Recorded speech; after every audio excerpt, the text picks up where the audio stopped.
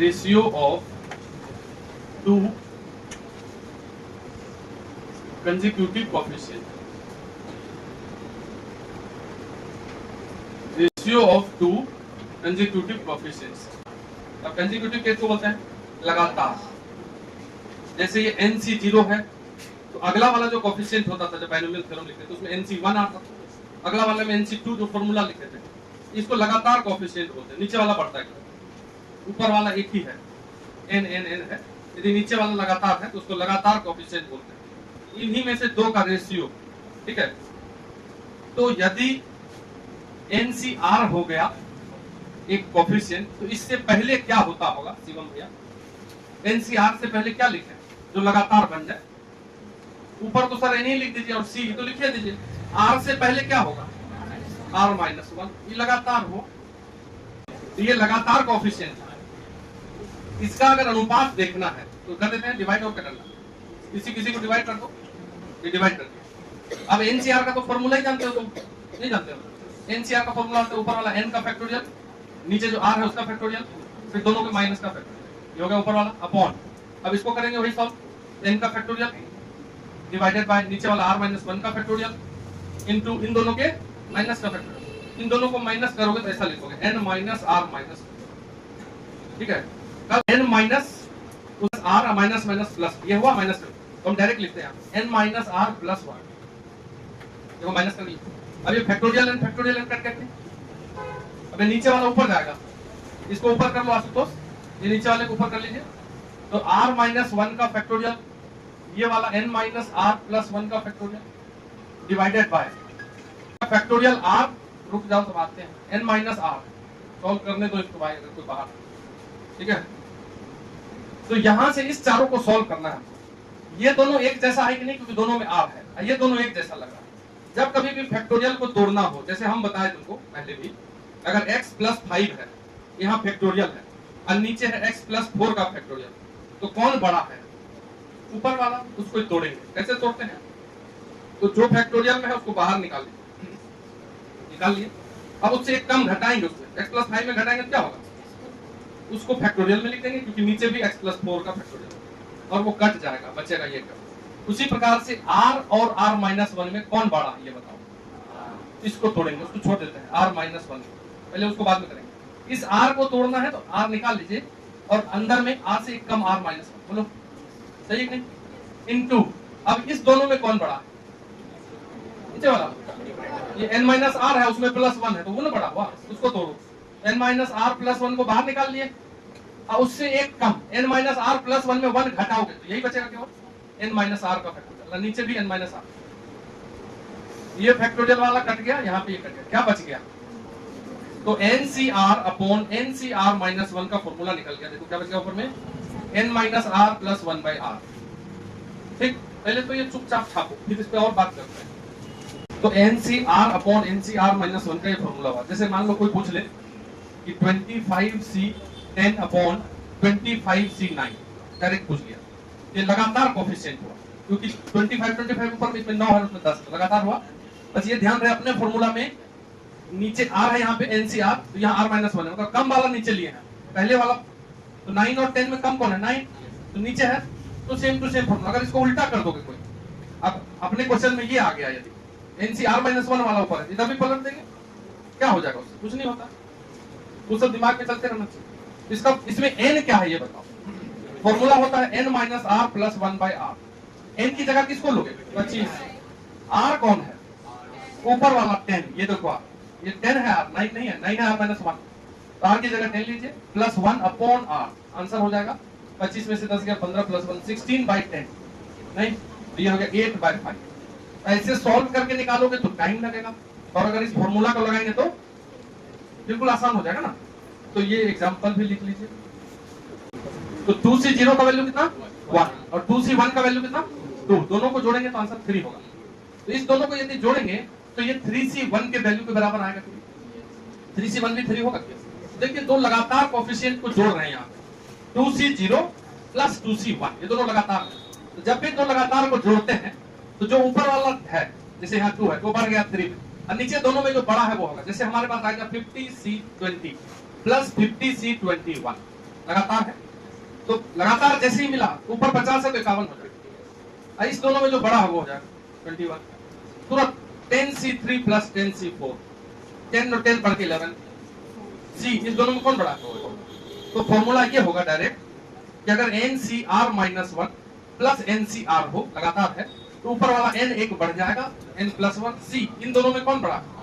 तो ये बन गया सम ऑफ टू लगातार कोएफिशिएंट। लिख लीजिए, एक हो गया ratio of two consecutive coefficient, एक हो गया sum of two consecutive coefficient, तीसरा हो गया equality of two binomial coefficient. देखो तीसरा नंबर मतलब equality of two binomial coefficient, two binomial coefficient. दो बाइनोमियल कोएफिशिएंट इक्वल कब हो जाता है? दो बाइनोमियल कोएफिशिएंट इक्वल कब हो जाता है ये बता रहे हैं।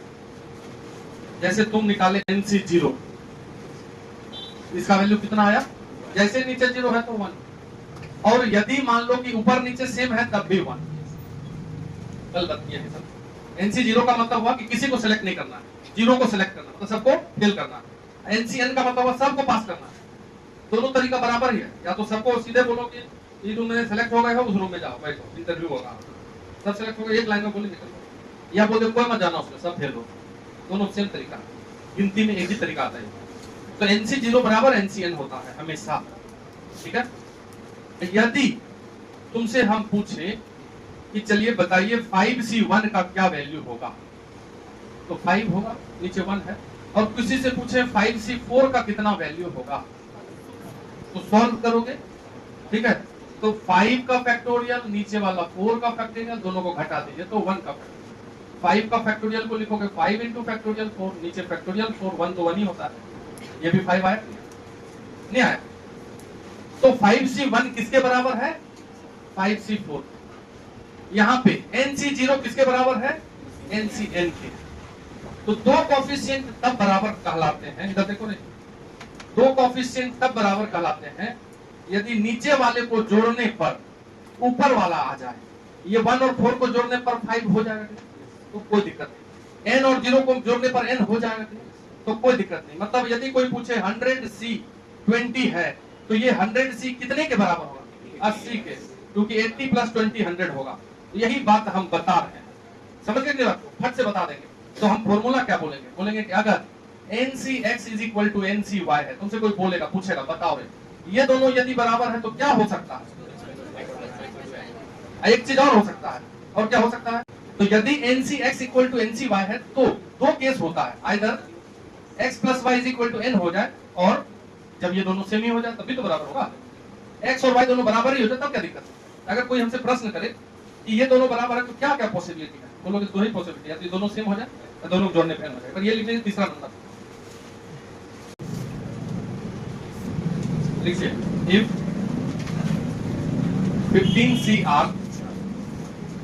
15CR is to ratio 15CR minus 1 is equal to 11:5। अगर देखो दो अनुपात दिया हुआ रेशियो, तो R का वैल्यू क्या होगा? Find R, find R।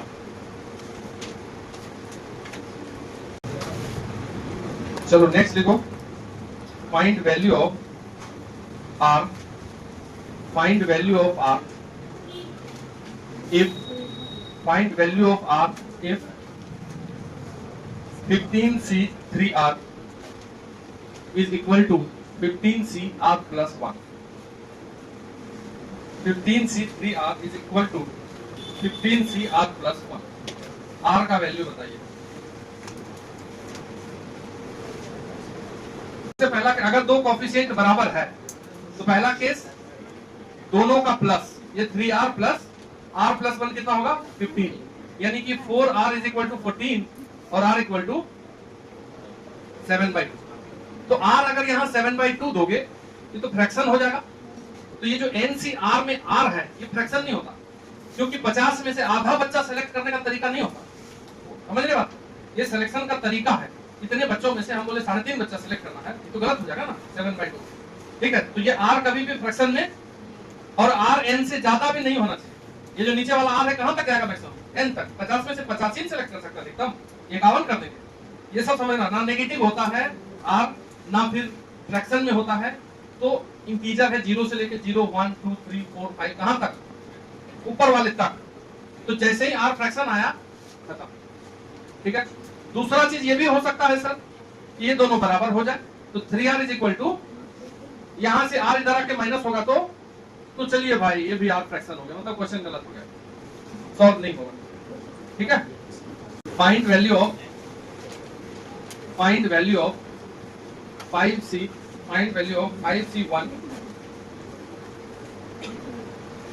Plus 5c2 plus 5c3 plus 5c4 plus 5c5, चलो 5 तक, 5c1 से लेकर के लगातार है।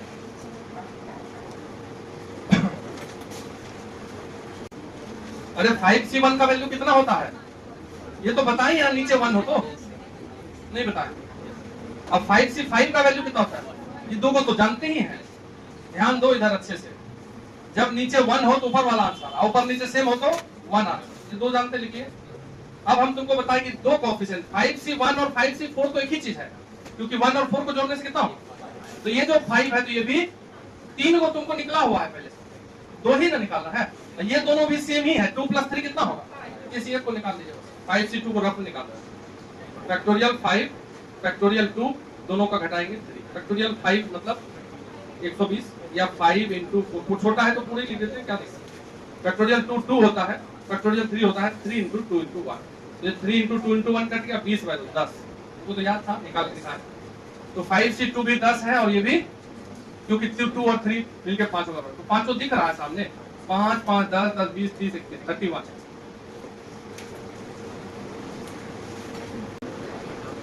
अब हम पढ़ेंगे बायनोमियल थ्योरम। ये क्या था, ये हम क्या पढ़े अभी 2-3 दिन, ये हम पढ़े फैक्टोरियल नोटेशन के बारे में, ठीक है। उसके बाद बायनोमियल कोएफिशिएंट NCR के बारे में, ये 2 बात हम किए हैं बस, इसी का प्रॉपर्टी फॉर्मूला बताए हैं। अब जो पढ़ेंगे, अब पढ़ेंगे हम असली बायनोमियल थ्योरम, तो उसमें मिस नहीं कीजिए पहला दिन कल, ठीक है।